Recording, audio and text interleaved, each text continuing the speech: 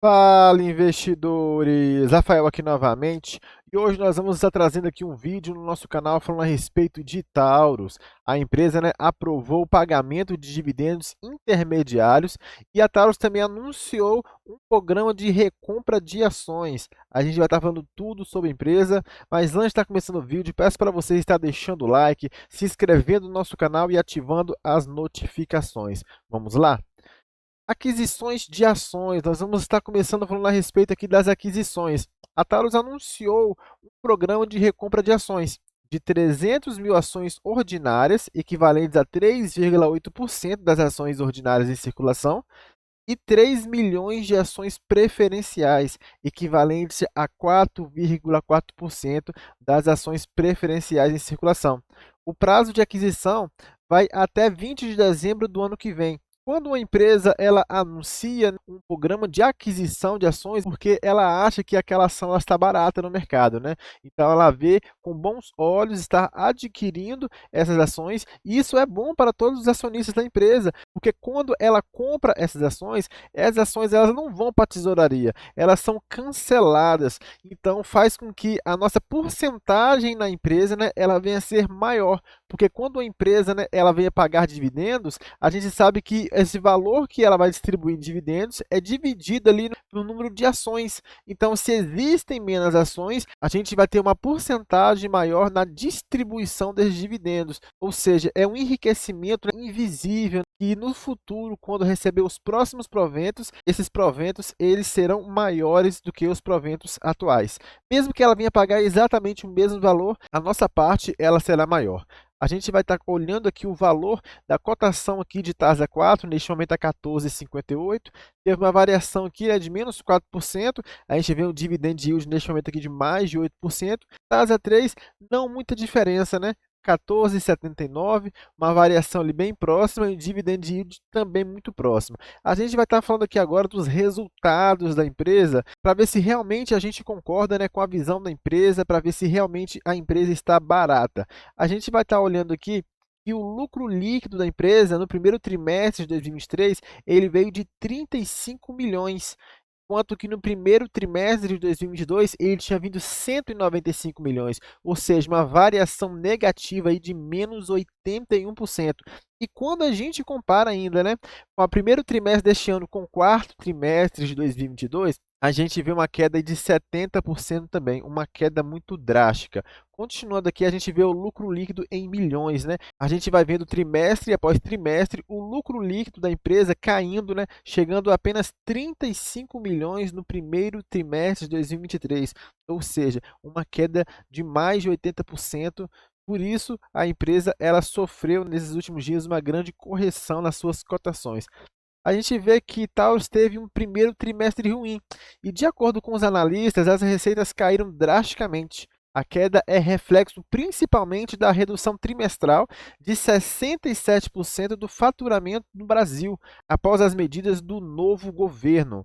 Ou seja, com o novo governo que entrou, o governo de Lula, a gente sabe que ele é um governo contra o armamento, A gente sabe que o Bolsonaro ele liberou muito questão ali do armamento para a sociedade e o Lula chegou justamente fazendo ao contrário do que o Bolsonaro tinha feito, que foi limitando o acesso à população às armas. E como a Taurus ela é a maior fabricante de armas do nosso país, ela sofreu muito com isso, por isso ela teve um primeiro trimestre tão ruim. Mas a Taurus ela não vende só para o Brasil, ela vende também muito para os Estados Unidos. E a gente vai estar olhando alguns dados para a gente estar fazendo algumas análises. Intenção de compra de armas nos Estados Unidos, a série histórica anual. A gente vê aqui desde os anos 2000 a intenção de compra de armas vindo aqui crescente, na verdade, e a gente vê que quando chega em 2020 ele tem esse salto aqui abissal. E ele vem aqui ano após ano, 2021, 2022, caindo e caindo muito,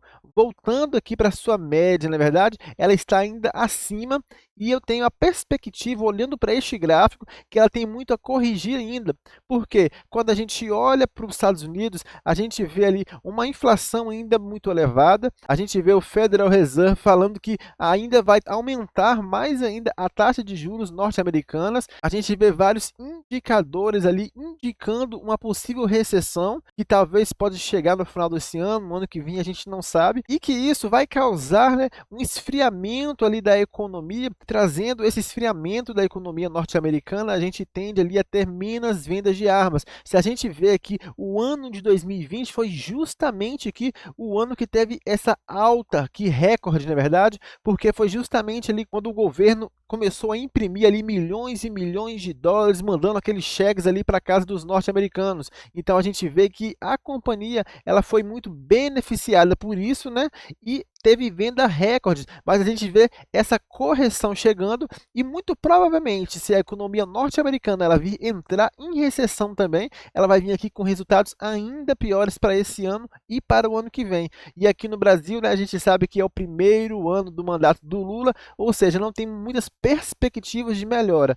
E a gente vai estar continuando aqui, a gente vai ver aqui a produção e vendas. A gente vai ver que a produção aqui no Brasil, que é essa parte em preta, ela vem caindo aqui drasticamente desde o primeiro trimestre do ano passado, e a produção dos Estados Unidos, que é essa parte aqui em laranja, também caindo muito, em quase pela metade. Então a gente vê aqui a produção de armas também caindo muito. Continuando, a gente vai ver aqui o preço médio de venda de armas. Então a gente vê aqui que de acordo foi caindo ali a quantidade de armas que estava sendo vendidas nesse último ano. A gente vê a empresa aqui ajustando o preço médio da venda da arma, né, fazendo com que a arma venha a ser um pouquinho mais cara, para estar ali justamente estancando um pouco desse grande prejuízo, porque ela teve uma grande queda no número de armas vendidas, mas aí ela foi lá e aumentou o valor da arma para justamente aumentar um pouco do lucro e não ter essa queda tão drástica. A gente vai ver que a receita operacional líquida da companhia, ela mais de 80% aqui se concentra nos Estados Unidos, com o Brasil aqui equivalente a 11% e em outros países apenas 7%. E a gente vê que no Brasil teve uma queda de 71%, nos Estados Unidos 21%, em outros países 19%. A maior queda ela se concentrou no Brasil de 71%, se a gente levar em comparação o primeiro trimestre do ano passado para o primeiro trimestre desse ano. Mas isso é um dado que me preocupa, porque a gente vê uma queda de apenas 21% aqui nos Estados Unidos. Então eu vejo que há espaço para cair muito ainda, principalmente se a economia do país norte-americano realmente entrar em uma recessão, porque aqui a gente sabe que chegou próximo de um fundo, justamente pela parte da mudança política, a qual o governo Bolsonaro era uma política armamentista e o do governo Lula tem uma política totalmente inversa à do antigo governo. E quando a gente olha para os Estados Unidos, que representa aqui 81%, a gente vendo que há ainda muita margem para queda. Isso nos assusta um pouco com a companhia. O endividamento da empresa aqui a gente vai estar dando uma analisada, né? A gente vê aqui que o endividamento do curto prazo ela conseguiu diminuir neste último ano, trazendo de 393 bilhões para 367, menos 6%.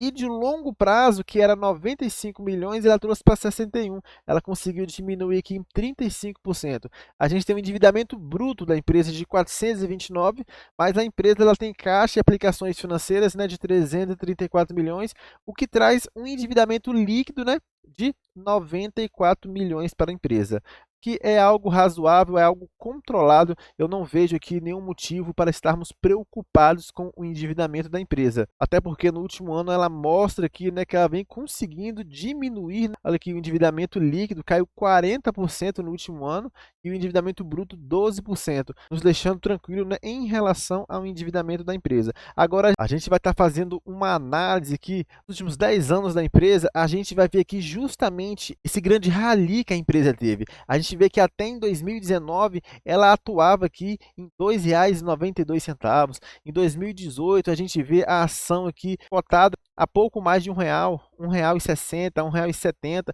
e a gente vê aqui esse rally que levou em consideração duas coisas, justamente a questão do governo Bolsonaro que estava no poder, que estava ali tendo uma política armamentista, e a gente leva em consideração também esse grande estímulo financeiro que estava tendo tanto no Brasil quanto nos Estados Unidos. Um estímulo financeiro muito grande, com o governo emitindo muito dinheiro, fazendo ali que esse dinheiro ele chegasse à população ali justamente no ano da pandemia, e a gente vê aqui um grande crescimento na cotação da empresa, que chegou aqui a mais de R$ 24, saindo aqui de um e pouco, dois e pouco, ou seja, a gente vê uma valorização de mais de 1000%, muito por causa tanto desses estímulos como da política armamentista que estava tendo no nosso país. Mas a gente vê que as duas coisas têm acabado, a empresa ela vem tendo uma correção, ela chegou neste fundo aqui de R$ 11,93 ali no começo de janeiro, justamente quando o Lula, né, tinha assumido ali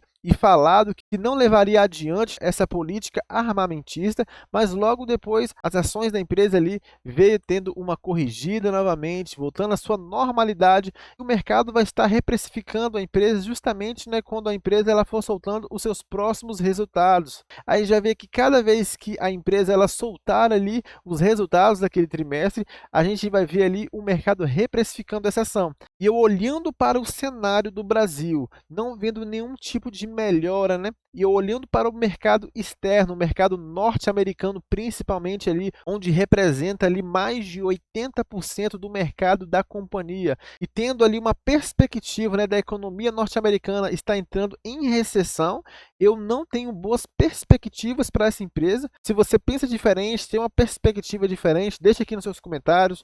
Prometo que vou estar lendo, vou estar respondendo. Eu respeito a opinião de todo mundo, mas eu sempre olho para a empresa, gosto de fazer análise da empresa, do produto que a empresa fornece, qual é o momento da economia, para a gente estar tendo uma perspectiva, né, de melhora ou de piora. E neste momento eu não vejo boas perspectivas, pelo menos para o médio prazo, para essa empresa. Mas a gente sabe que é uma boa empresa, que não tem um grande endividamento, uma empresa que é saudável e que muito provavelmente, se a gente tiver uma grande correção aí, a gente pode estar olhando com outros olhos para essa empresa, olhando com uma forma, né, de estarmos tendo uma grande oportunidade, mas que nesse momento eu não olho dessa forma. Eu vou estar aqui continuando, eu vou estar olhando aqui, por exemplo, aqui para o seu PL.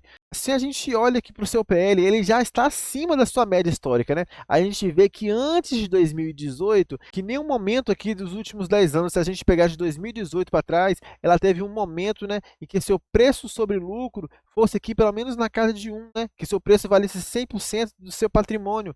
Mas a gente vê que justamente daqui para frente, ela veio aqui esticando, ela está aqui acima da sua média histórica. E o que acontece é que se essa empresa ela começar a ter vários e vários trimestres de resultados ruins e o seu lucro vier caindo, se o seu lucro vier caindo e a sua cotação não mexer do lugar, automaticamente aqui o seu PL ele vai disparar muito, porque a sua cotação ela vai estar dividida por um lucro muito menor, ou seja, em algum momento com o seu lucro caindo, vai fazer com que a cotação da empresa ela venha despencar. Mas isso, é claro, se ela realmente vir entregando aí vários lucros ruins, como ela entregou, por exemplo, no primeiro trimestre desse ano. E eu acredito que é apenas a ponta desse iceberg, porque eu não vejo o mercado norte-americano aquecendo novamente agora. A gente olha para o S&P 500, está disparando, mas a gente vê que apenas um grupo seleto de empresas está fazendo com que esse índice venha a crescer. Ou seja, quando a gente olha para o mercado como um todo, quando a gente vê ali a taxa de juros ainda alta, uma das maiores dos últimos 40 anos, e com o Federal Reserve, que ainda essa semana veio trazendo a notícia que talvez vai aumentar ainda mais, é muito possível que a gente vai ter uma recessão aí no mercado norte-americano e que vai afetar muito a Taurus, porque tem mais de 80% ali do seu mercado no mercado norte-americano. E eu vou estar trazendo aqui para vocês também o dividend yield dessa empresa. A gente vê que não é empresa que tem ali uma recorrência nos seus pagamentos de proventos. A gente vê que ela pagou no ano passado, em 2022, e pagou também este ano, o que dá ali ótimos dividendos, na verdade. Pagou muito, o ano passado foi 12%, mas se a gente olha aqui numa janela de 2014 a 2021, ela não pagou proventos. Ou seja, se essa empresa ela tem ali uma queda drástica nas suas receitas, você pode esquecer a questão dos dividendos, que ela não vai pagar bons dividendos, porque ela já mostrou que ela não é boa pagadora de dividendos e que pagou dividendos agora no ano de 2022 e tem pagado nesse ano justamente pelos resultados recordes que ela veio tendo aí nos últimos anos. Mas que se isso viesse a normalizar ou então até mesmo piorar, a gente não pode contar que a empresa vai continuar pagando os seus dividendos, pois ela já mostrou que não é boa pagadora. Ou seja, uma empresa que não é boa pagadora de dividendos e que não tem uma perspectiva, né, de aumento da sua cotação neste momento. Então, é uma empresa que, na minha opinião, eu prefiro ficar de fora. Eu vi alguns analistas do mercado aí, né, falando que talvez seria uma oportunidade, mas eu olhando para o cenário norte-americano e eu sabendo que grande parte do mercado dessa empresa é o mercado norte-americano, eu não fico à vontade de estar aportando nessa empresa. Até mesmo porque ela é uma small cap, né? A gente vê aqui o seu valor de mercado aqui na casa de 1,8 bilhão. É um valor ainda muito pequeno, é apenas uma small cap e qualquer variação no mercado, né, pode variar muito a sua cotação, tanto para cima quanto para baixo. E eu acredito que nos próximos meses, próximos trimestres, na verdade, venha ser para baixo, mas que lá na frente a gente vai ter uma grande oportunidade aí. Então é isso que eu venho trazer para vocês, galera. Se você gostou do vídeo, deixe seu like, se inscreva no nosso canal, ative aí o sininho para você não perder nenhum conteúdo assim quando ele for pro ar. E eu fico por aqui, galera. Fui!